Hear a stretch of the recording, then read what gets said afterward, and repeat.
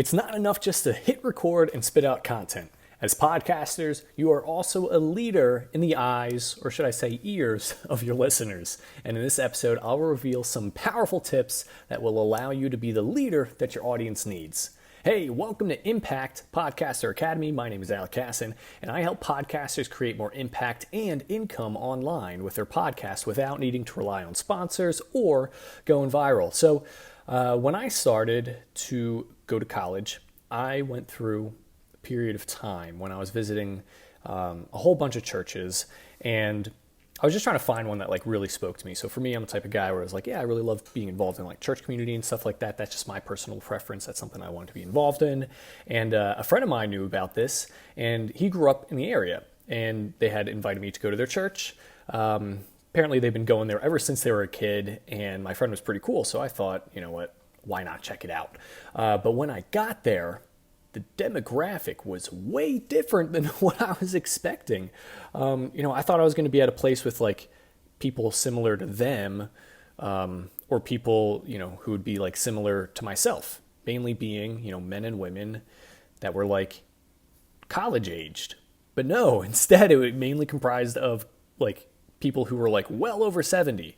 Literally, I spoke to a man there, and he said that his wife was the youngest one who was regularly attending the church, and she was about 72 at the time. But anyway, everyone there was super nice. I became friends with a man and a wife. His name is Harry. Her name is Karen. They're both really awesome. I still talk with them occasionally today. But anyway, I didn't really go to that church too many times after that. And then I went to a few others.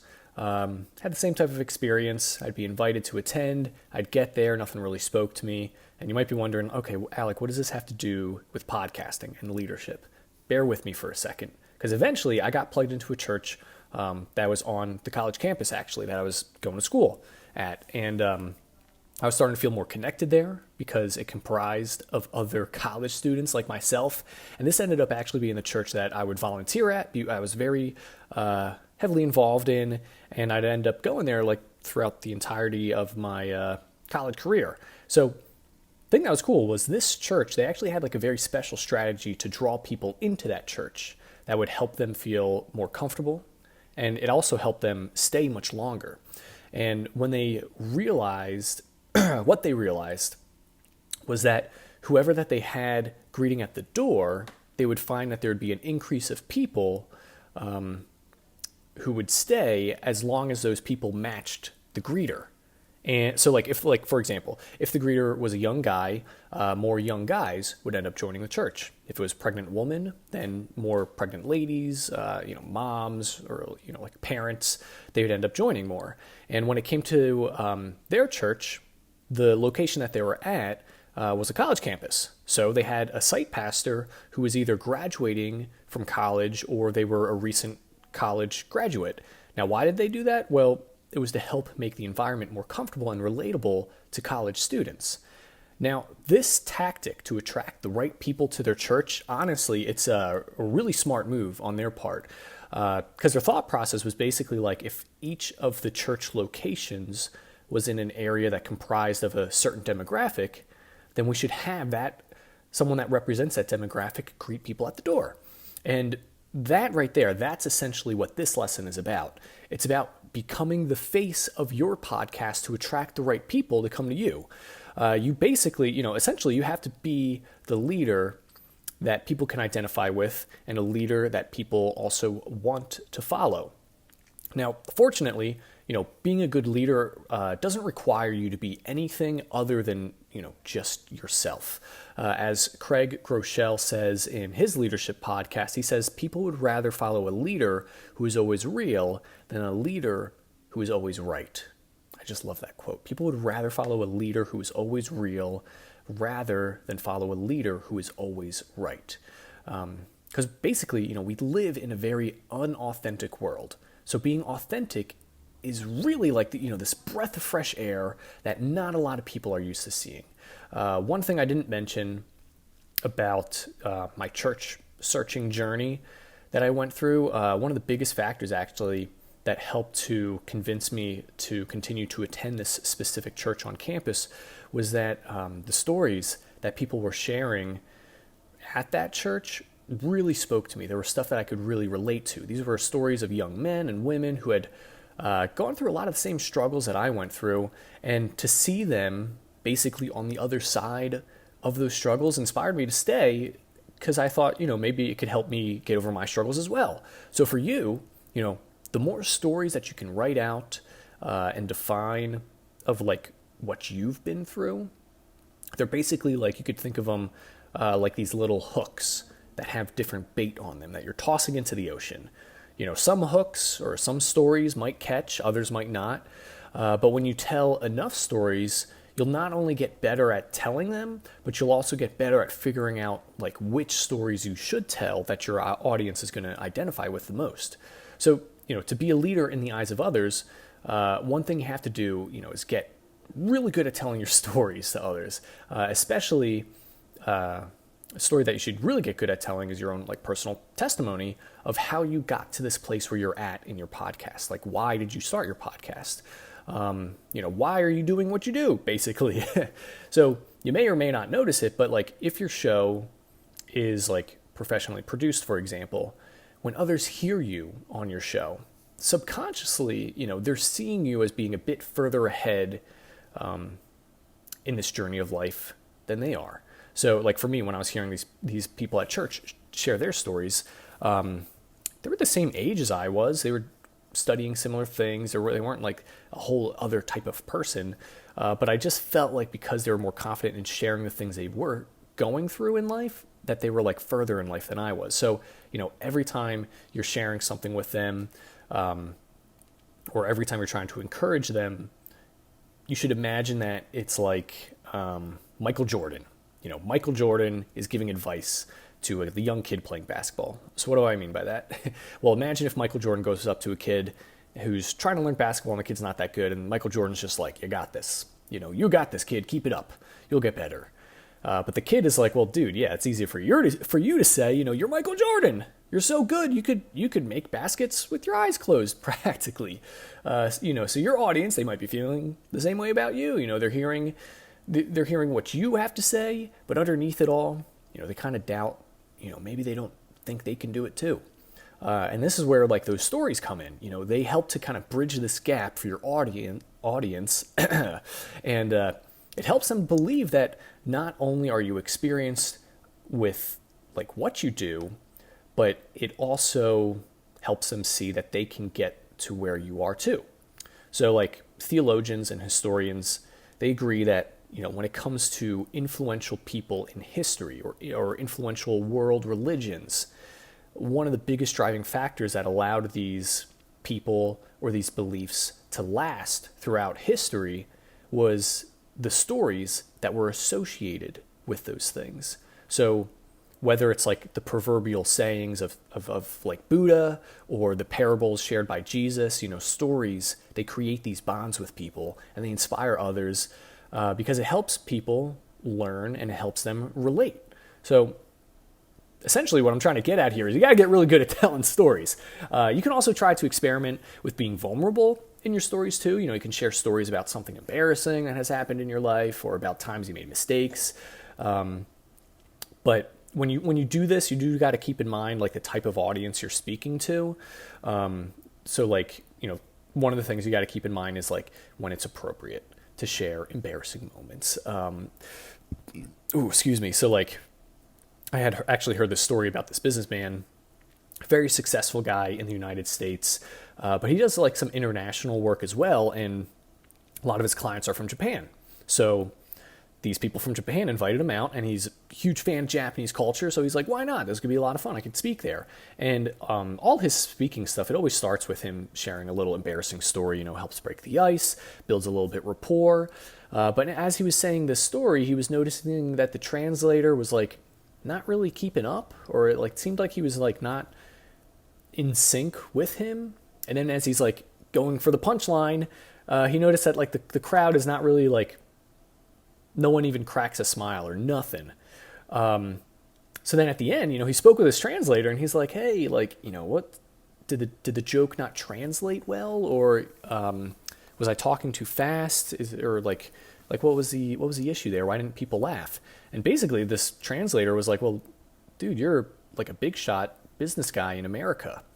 We wanted you here to speak because you're really good at what you do. So it was just really weird that you started your speech by talking about how you made mistakes. Like, we didn't hire someone to come share their mistakes, that we wanted to hire them to come share their successes. And this is like, it blew his mind because like culturally that's what they were accustomed to. They saw it actually as like kind of a sign of like a little bit of weakness that he was sharing his mistakes. But anyway, that's just like a very specific example. So, I doubt you'll ever run into like the same issue, but it's worth, being aware of. To be honest, like most of the times sharing something that expresses like a little bit of weakness will actually be perceived as a strength in the eyes of others.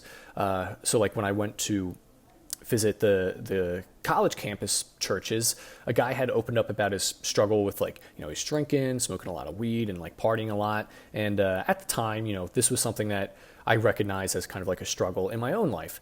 But this guy's story was very emotionally moving, and I did see him as like a stronger man because he was sharing his weaknesses. So, being the leader of your community requires you to share your backstory. You could try speaking in parables like Jesus, or in proverbials like Buddha or whatever. And, when it's appropriate, you can begin talking about your flaws as well to make you seem like a little bit more human. But these are like, the elements that will help your audience not only like more strongly identify with you, but it's also like that first pillar of really building a strong community. So would you like to learn a little bit of extra credit for being a leader to your community? Well, one thing that will drastically improve your followability is to live the life your audience wishes they could live for themselves. We've seen this all the time with like those rich people filming ads where they're on rented boats or driving in their rented Lamborghinis. But the reason why they do that is because they're trying to get a certain type of person to pay them money for some type of reason. They're trying to attract a person that wishes they could live the life that they're advertising. Now, obviously, you shouldn't do this because you're only going to attract kind of like the wrong type of people. But if you share your authentic life, one that you are proud of, others will be attracted to that. And to kind of add to what I'm saying, you've got to stand your ground with what you believe. As the saying goes, those who stand for nothing fall for everything. And if you aren't able to stay firm and confident with your beliefs, the only thing that's going to fall is the number of downloads on your podcast. So like Howard Stern, Joe Rogan, these are good examples of people who stand firm in their beliefs, which creates some like really interesting outcomes actually. So like one of the first outcomes for this is that those who identify with their beliefs become stronger supporters of their show. And then the second outcome is that those who don't identify with their beliefs, even though they don't listen to the show as much, they're still talking about the show with other people. I'm sure you've heard of people who were against a very specific political candidate, and it seems even though they dislike them the most, they're talking about them the most. Like, what? Isn't that weird? So sometimes they talk more about the people they dislike than the people that they actually like. So even if you create some polarity, it's going to attract those who do identify with you, but then it also gives something for other people to talk about, which is pretty neat. So like Joe Rogan and Howard Stern, they're kind of like the more extreme examples of this. You don't have to be as drastic as they are. However, if you firmly believe something that you're passionate about, don't be afraid to hide it. Just the only thing is though, don't go out of your way to intentionally make people upset. Does that make sense? So like an example of a belief that I stand by is that I believe, podcasters should be compensated for the hard work that they do. Some people believe that like, money's evil, or they don't believe it's right to get paid for doing something that you enjoy doing. But that's something I don't believe. I think, we use money every single day, and it shouldn't be taboo for hardworking men and women to earn an income doing what they love. So if you are working hard, you're responsible with what you have, I believe you are allowed to be responsible with more, especially if it's something like money, things like that. So that's an example of a belief that creates friction But those who believe in it are going to be more attracted to what I do because it's something that I express. Another extra credit bonus is that if you actually have to, if you actually care for your audience, that's going to help a lot. It should go without saying, but like you should actually care for the people that you're serving. So although, for example, although people may not agree with those who support a certain political candidate, we can agree that those who do follow certain candidates, they follow them because they actually believe that these candidates care about them. So no one's going to follow a candidate that they don't think is actually trying to do what's best for them. We may not like that candidate because we don't believe they have our best interests in mind, but those who follow them do think that. But I'm not here to get political. I just want you to focus on, the fact that people follow certain types of people because they believe that those people are looking out for the best interest of their followers. So you have to have your audience feel the same thing about you too. Often this can be done with, the backstory thing, simply sharing that within your show and in your content. Basically talking about why you do what you do today allows people to connect with you. And that right there, could be good enough to show people that you are that you intentionally care about them. And then after that, you go show that with your actions, with what you do. So as a recap, I'm going a little bit long in this episode, but as a recap, you have to share a backstory that shows people how and why you are where you are today, if that makes sense. You should list out any and all types of stories that you can share with your audience to help them understand basically why you do what you do. You could list out your flaws to show that you're a human being, and you can write down your firm beliefs, stuff that might create some friction, but nothing that's going to intentionally get people upset. So, now that you have this basic understanding of becoming the leader of your community, the next step is to define where you're actually going to be leading this community. And, that's something that we're going to be covering in a later episode, so keep an eye out for that. But as we wrap up this episode, I want you to list out some qualities or past experiences from your own life that would help attract the type of listener that you want for your show. Then, write out several backstories that led you to starting your podcast and share those episodes, share those stories in the next few podcast episodes that you produce. And when you have those stories written out, feel free to share them with me. I'd love to check them out as well. But anyway, thank you so much for listening. I really enjoyed putting this episode together. I look forward to seeing you in the next episode.